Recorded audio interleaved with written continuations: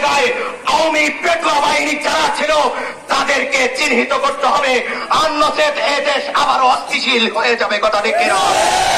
অতএব আমরা বিজয় অর্জন করেছি, বিজয়ের স্লোগানও আমরা দিয়েছি, কিন্তু এই বিজয় ধরে রাখতে হবে। কথা ঠিক কিনা বন্ধুগণ?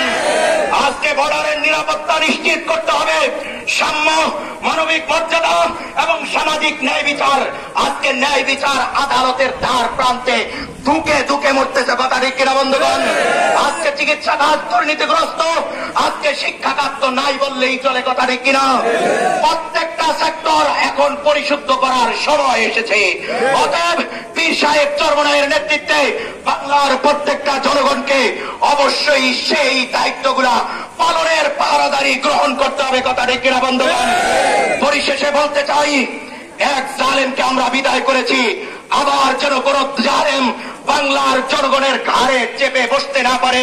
নব মুক্তিযুদ্ধ এটাই আমাদেরকে শিক্ষা দেয়। কথা ঠিক কিনা বন্ধুগণ? অতএব লুটতরাজ এবং চাঁদাবাজি, টেন্ডারবাজি এই ৩-৪ দিন পর্যন্ত যা হয়েছে, অতএব এখান থেকে শিক্ষা গ্রহণ করতে হবে। তাদের মতো যেন আগামীতে যারা ক্ষমতায় আসে আপনাদেরও সেই পরিণতি ভোগ করা না লাগে। কথা ঠিক কিনা?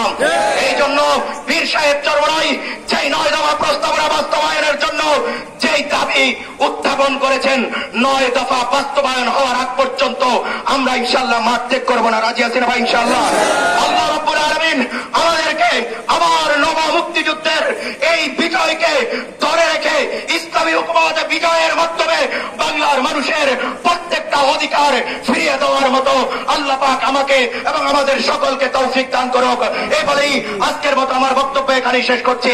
নাসরুম মিনাল্লাহ ওয়া ফাতহুন করিম ওয়া বাশশিরিল মুমিনিন।